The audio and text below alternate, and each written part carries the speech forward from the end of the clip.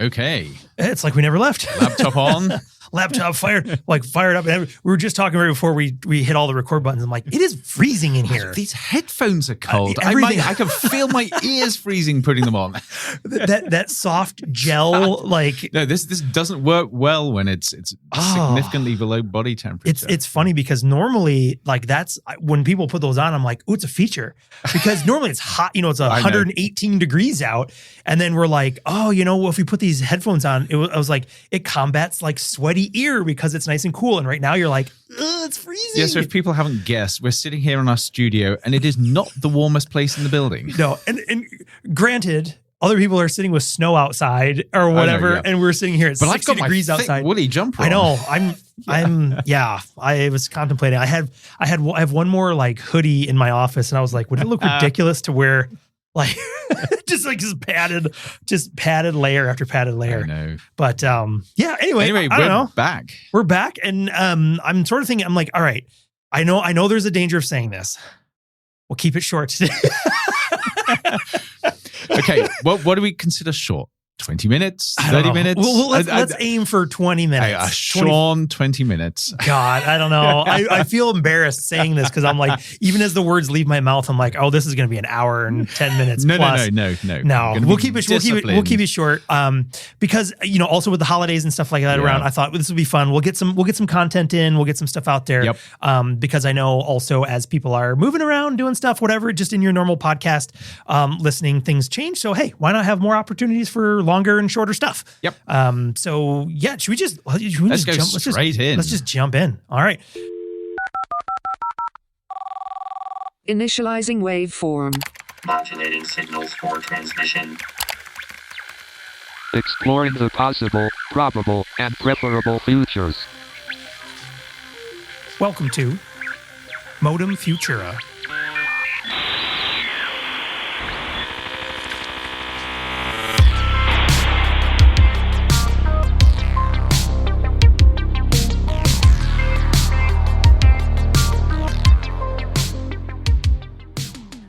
Well, I'm Sean Leahy, joined by Andrew Maynard. And we're both trying to stay warm, with it, which means, hey, you're listening to Modem Futura, the show that explores the intersection of technology, society, and the possible, probable, and preferable futures. This is what happens when you're short. I'm getting so cold, I can't even get the words out. Right.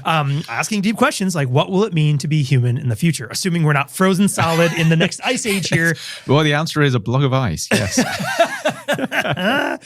Oh, God, that just brought back so many funny memories of like these terrible movies like Encino Man. Right. Did you ever see that movie? No. Oh, my gosh. That was just such a ridiculous movie with Pauly Shore and Brendan Fraser and Sean Astin, of all people. Oh, wow, goodness. So like, yeah, it's funny when you go think about that. You're like, okay, comedy guy, the Mummy action hero guy, and Lord of the Rings. Yep. You know what I mean? It's just what a funny, and none of them, it was yeah. Okay, this is going to be one of those random shows. I can tell it is already. It is. Well, and also I think, okay, so the focus of today is, I think we could categorize this as another episode against the warnings of AI slop. Yes. But taking the other viewpoint, so not really being like AI is bad or AI whatever, but really about that the craft and care in modern design is as important as ever. Yes. And I bring this up because I recently became very infatuated. Obsessed, I think is the word. I was going to say, or read obsessed Right. over the new Apple TV logo. Yes. So if you're not familiar, most people probably are familiar with Apple TV, but I forget when Apple TV started. 5 years ago? Oh, no, way longer than that. Apple TV Plus, it's 5 years ago? I thought it was longer than that. 6 years? We've had sets for years. Yeah, but I mean the actual streaming service. Oh, yes. Yeah. So like the Apple TV, so it is yes. a little confusing. You're right. Actually, yes, because you had the box and then you had the service. So that's actually, you raise a good point. So let me clarify that. So Apple has, and I should state this right from the beginning, we are not supported by Apple. We do not get anything from Apple. This is all Sean's love. Obsession of something. But Apple has had a couple of products called Apple TV, which one of them is the actual hardware device, which is this very small little box that is a entertainment box that has, things on it. Originally, it had all of the apps for like, movies and TV shows and iTunes and music, and then all the third-party stuff like Netflix and Amazon and blah, blah, blah, blah, blah. And then eventually, I need to look up, I'm going to look it up right now, actually. Like, when did Apple TV Plus Because start? they started their own streaming service. So now, and again, I'm sure most people are familiar with this. They make their own shows. They stream them on this platform. There's a fairly sort of extensive platform. Yeah, and I was right. I wasn't too far off. It was 2019. Wow, I would have put it way before then. Because see, for me, I remember it being like the thing during COVID. Yeah. Like I remember I have an association. They got that right, got it out just before everybody was sitting at home looking for stuff to watch. Right. Yes. But so there's Apple TV, the hardware, and then came Apple TV Plus at the time, which was their streaming service, which was their version of Netflix and their internal studio, which led with, lots of different things like the morning. I'm trying to think of those early ones. It was like the morning show and a whole bunch of others. Because the problem is their catalog has gotten huge. Yes. So originally their streaming service started, and it didn't have a lot because they did not do what Netflix did, which was just go out and buy a whole catalog of every rerun show and movie, blah, blah, blah. Right. They really pretty discerning. Yeah, they started from scratch. So they did buy Charlie Brown. They did. Yes, they did. Which, by the time this airs, it'll be too late for the Thanksgiving one. Yeah, but the Christmas one will be coming along. Yep. Yes. And they do still allow for a weekend of free viewing, whether you own it or not, to see the Charlie Brown stuff. But yes, I think that might be one of the only, I'm trying to think if they own any other property. I don't know. Yeah. But most notably, they did not buy back catalogs of stuff. So it started fairly, scant compared to the other streamers, but over time has built up and has built itself a reputation of being a very premier place. And I've listened to a lot of industry folks also talk about people who work on production crews and stuff.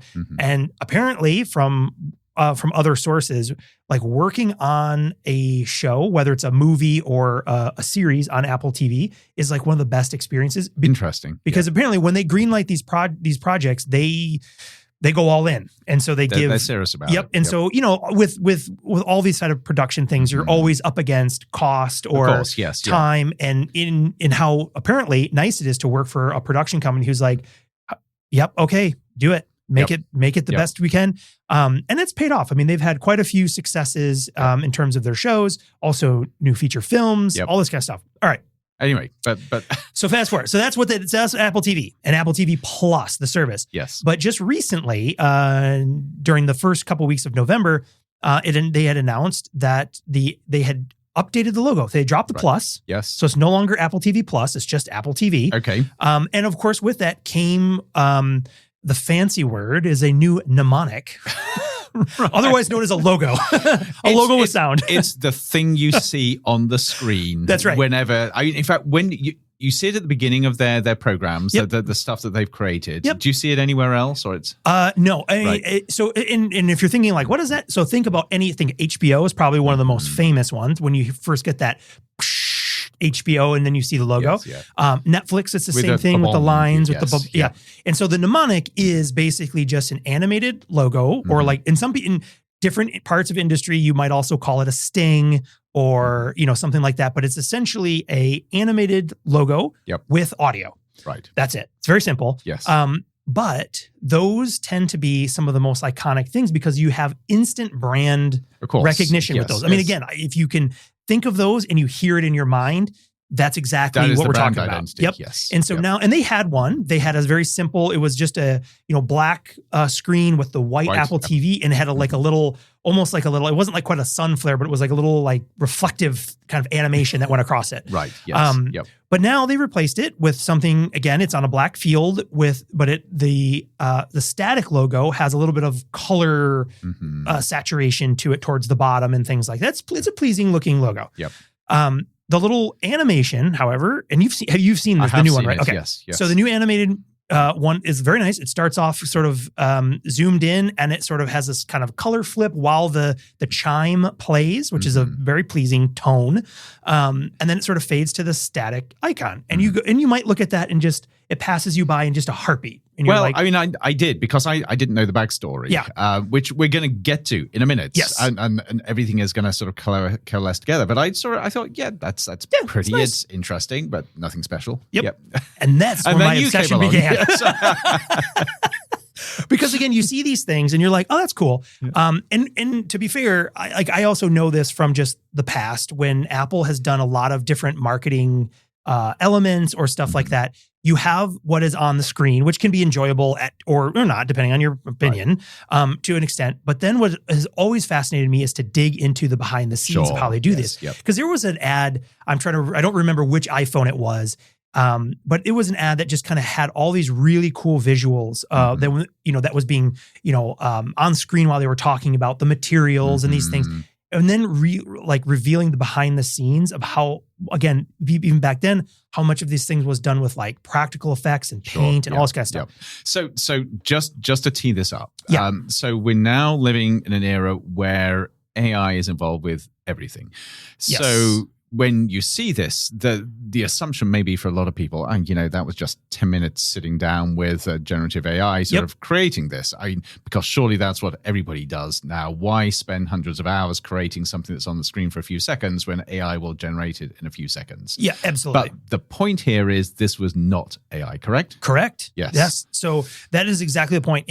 I feel like, in this digital landscape where we're just overflowing with AI, and we've talked about this before. Yes. We've got a lot of episodes. AI slop. AI slop, synthetic users, nonstop digital noise. I mean, it's hard to get away from the clankers. We haven't used that for a couple of words. The clankers, exactly. And that, and of course, in a company like Apple or any other companies that are at the top, sort of like certainly a company that has a valuation of over $1 trillion, right? They have access to the most fanciest computer graphics you could ever ask for, right? But what was fascinating to me about this, and again, this is where it sort of triggered a lot of things with me. One, it's the attention to detail. It is the human curation, the anti-slop. But then also, most importantly, it is that element of care. Again, coming back to this idea of care. And this is not new when you look at anything artistic, right? You have the finished product, and that alone has its value.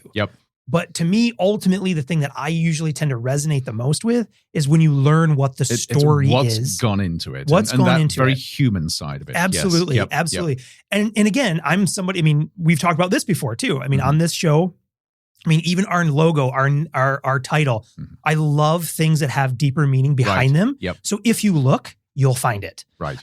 And so that was one of the, so now you can start to see how I'm starting to get obsessed with this, something very simple. And now this logo, they have a few versions in terms of length. And so there's like the 5-second version one. I think there's a 10-second version one if it's a feature film. But basically, depending on the content and where they put it, it has a few slight variations in terms of its duration. The other piece to note is the audio that goes with this mnemonic was handcrafted by Finneas of the famous brother and producer of Billie Eilish, who, I feel like that pairing, they've done a lot of work with Apple before on a lot of stuff, right? But yeah, and so there's a great, I'll link it in our show notes too. There's a great Variety magazine article interview of him of talking about like the pressures and how to make, when you have all this like music producing background and you have all these complexities, how to make something that's 2 seconds long. And in that 2 seconds, like there's the beauty of the minimalism of this. Because in that 2 seconds, you have to ground people audibly. Like this is Apple, and also the pressure. Apple is one of those companies that has long had such a famous mnemonic with the original chime. With the boot up chime. And I find this so amazing, delightfully amazing, that there is so much attention being put on something that is not only just 2 seconds long, but it's just effectively a tone. You can imagine them all sitting around and saying, boom, no, not quite right. Nope. Bing. Nope, that's not it. 10 days later, the umpteenth boom. Yes. No, that's not it. What? Nope. And I don't know what's more amusing, that or how excited I am about talking about this right now. I'm like, oh my gosh, I just want to race to the end here. I can see you do A/B testing. My goodness. Yeah, this one. How about this one? Try this one on. And at what point? There's a show in this. Yeah, exactly. And at what point do you just go, enough? Like someone pick it. What's the difference between a bing and a bing? But it's important. Of course. So that's going on, right? So you're like, okay, so all these things come together. And originally, again, you look at this and you're like, oh, I like it. Mm-hmm. Instantly, it has for me, it had a very positive affect. I was like, I like this. I like the color. I like it kind of, when you see the logo reveal, it almost looks like a flip book of colors. It does. It kind of has this like almost like you fanned a colored thing that says Apple TV. Yep. But then quickly I got clued into the fact that I had heard briefly that was practical. Okay. And then I went, whoa. You mean it wasn't digitally created. Right. So it definitely wasn't AI, but still the assumption is that this is just created in digital space, digital artists. So I get excited in different tiers. One, if it's not AI. And believe me, I'm in tears already. I get excited when it's not AI. And then when it's not even CG, when it's practical, right? Yes. Now you're talking, because that means what this is. When we say practical, meaning like a practical effect, meaning that it was done in front of a camera. They actually constructed something actually and filmed did this and filmed it, and it wasn't something that was just created whole cloth digitally. It's like Tom Cruise doing his own stunts. It's the Apple version of Tom Cruise. This, yes. And so when you see, and again, there are many movies and many adaptations and many things that use CG very well. Yes. My opinion, it's always best served when you can't tell it's there. Versus there's many examples where it's obvious and it feels like a sticker sock puppet, and you're like, come on. However, so instantly that really got me excited to just dig into this to see what was the goal behind it. Phenomenal. So again, I will link this. So if you want to look at it yourself, I'll put it in there. There was and I love this build up. I noticed we're at minute 16 and you haven't even got to the reveal yet. See, I'm building. We're going to get to sort of 19 minutes and 55 seconds, and you can say, and we're out. But so now I've lost my train of thought. I'll link it. So Ad Age had the behind the scenes video, but essentially what's revealed when you look into how did they actually create this. So again, the tone was created by Finneas, and they had that. So the actual logo was it's frosted glass, which is, it's about like 2 feet or so tall. So it's large. So it's a big piece of glass. It's a big piece of frosted glass, suspended with armature so that it can rotate, and that it is lit with different colors. Because even from so even those different colors, they're not actually different physical objects. It's just the same thing. Same object that rotates. So again, if you want to do this practically, the best way is you want to keep everything the same. Right. So the rotation is the same, and all they're doing is changing the color of the lights that are passing through the frosted glass. Because even when you look at that, if you were thinking, CG, whatever, the way that the light essentially plays through the medium. So how close do you sit to your TV, Shaw? Embarrassingly close. Well, you can watch it on your computer too. Yeah? I guess, put it right in front of your face. Right, your nose right there. I watch it on my Apple Vision Pro, man. That thing was 40 feet tall. I can see you at home getting really excited saying, the pixels have changed. The pixels have changed.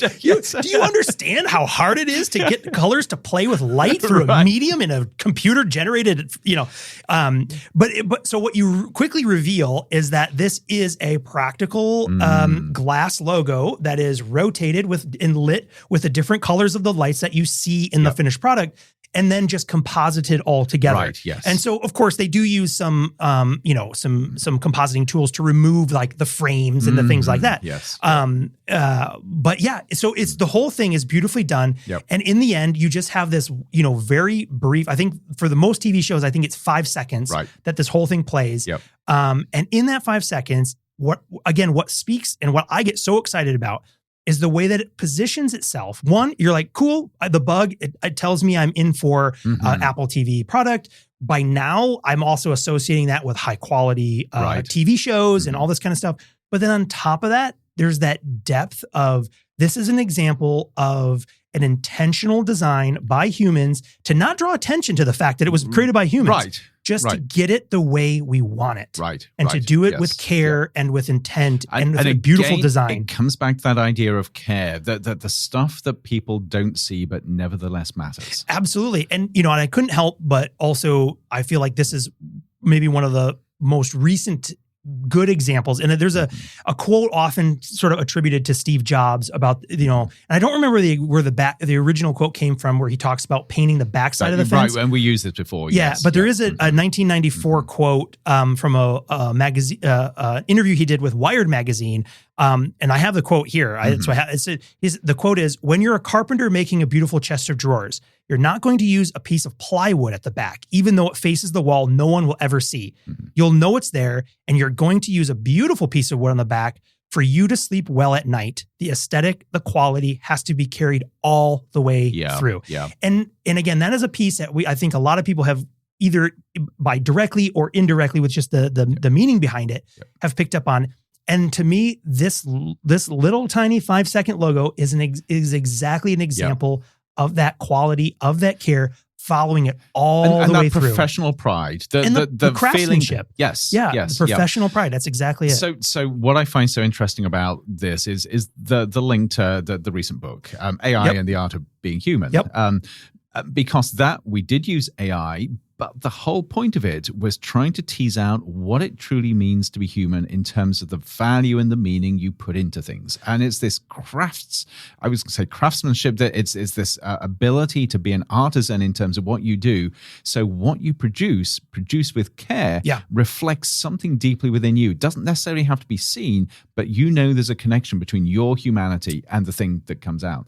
And even with that book, this is such a shallow connection compared to what you've just described, but you look at 2 or 3 aspects of the book, including the front cover.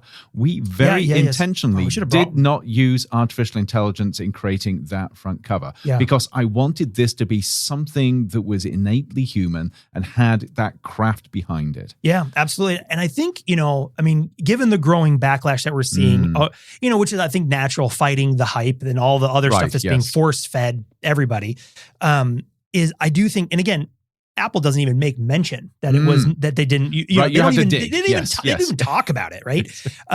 It's people as nerds like me who are like, let's talk about this. But I think that's what's important. It's not that AI is or isn't used. It is that if it is used, it's used to facilitate exactly what you wanted it to be. Yes. And not you just put in a thing and kind of carelessly went, here it is. But I think this infuses through everything we see at the moment, because it is so easy, so frictionless to use AI that you're increasingly seeing people not put the care into things. I mean, even something as trivial as email responses. This actually seems to be normalized these days, that people use ChatGPT or something else like that to craft responses to emails. But if you're on the receiving end of that, you don't just want a transaction. You want a connection to a real person, and you want to feel as if there's more than just words and intent behind there. Yeah, absolutely. So this is where I think more and more people are beginning to realize that human care is critically important. Yeah. And I have to wonder, Apple, of course, they're doing their own thing, but I have to wonder for them, for others, if down the line, what you'll start to see is people selecting where they spend their precious, one of their most precious commodities we have is our time. Right. And I feel myself drawn this way, but I don't know if I'm, where I stack, am I alone? I don't know. But more and more people choosing to spend their time where they feel that content is the human curation, the human effort, right. It's authentic. It has more meaning behind it than just the shallow stuff you see in front of you. Yeah. Yes. And I think to kind of wrap things up too, because I know we wanted to keep this one short. Because I can't believe this. You are wrapping up. So it's like one more thing, and then you've got a meeting, haven't you? You're just trying to get out of here. I got to warm up, man. Right, yes. Okay. So the other piece, I will bring this back too, because in some of the evidence of this, right, I think will be interesting, again, as new shows drop, how many of them will take efforts to identify if they use, how do they use, especially in the Hollywood scene, because that is also building quickly with, I forget the Tillwood, Molly... The AI actress, something Tillwood, I forget. But that's a churning piece as well. Yep. And it's also related to Apple, and it's one of my core missions. I want to get you watching Pluribus. I know, yes. Okay. Yep. But interestingly, so on the very first episode, zero spoilers. The fourth episode was released this week. I am absolutely in love with this show. Should make it clear. This is Pluribus, the new Apple series. The new Apple series by creator and director Vince Gilligan from Breaking Bad, Better Call Saul, and X-Files. Yep. But in the title sequence, so at the very end of the episode, when you're seeing all the credits, I even flagged it in case anyone wants to check. It's at minute 57 and 6 seconds, so you can scrub right to it. At the bottom of, we'll get you some help after this, Sean. Trust me.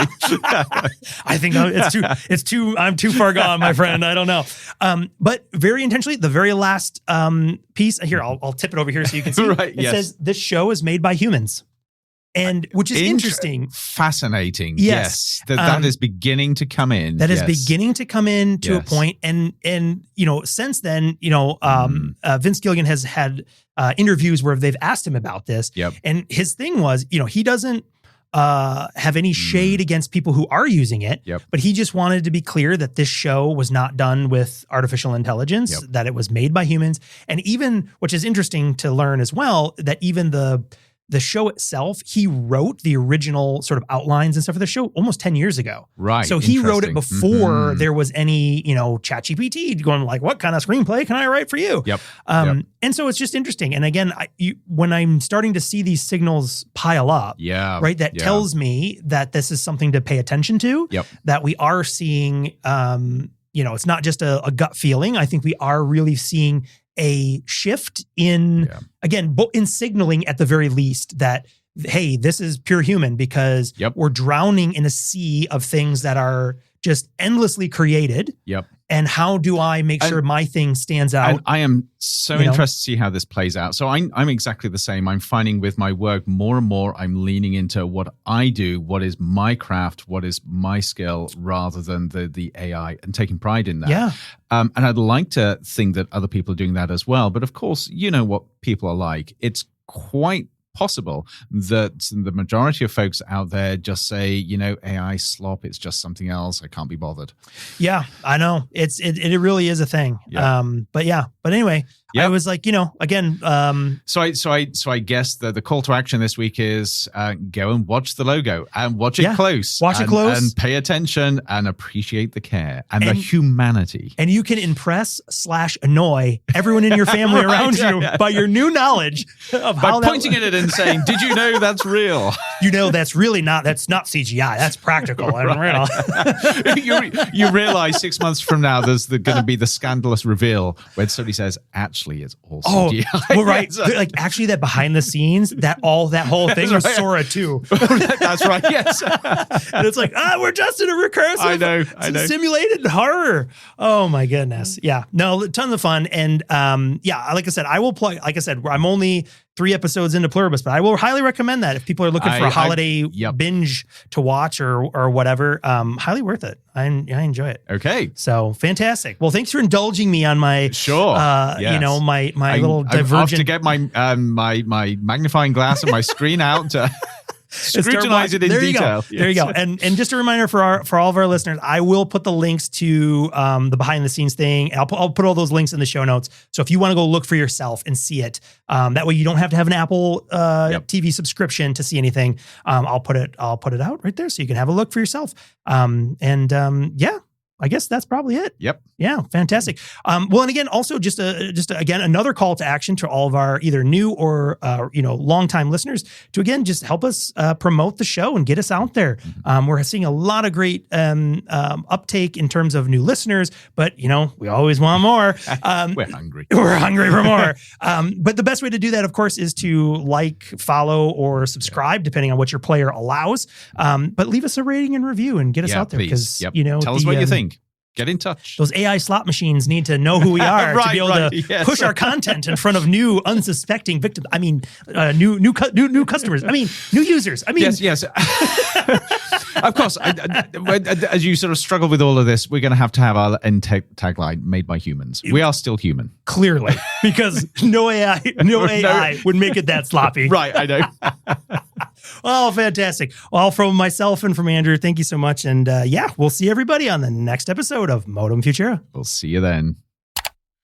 Demodulating signal. Modem Futura is a production of the Future of Being Human initiative at Arizona State University. Be sure to subscribe on Apple Podcasts, Spotify, or wherever you listen to your favorite shows.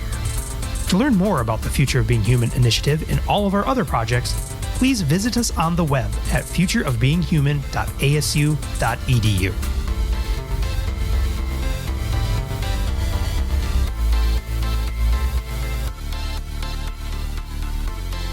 End transmission.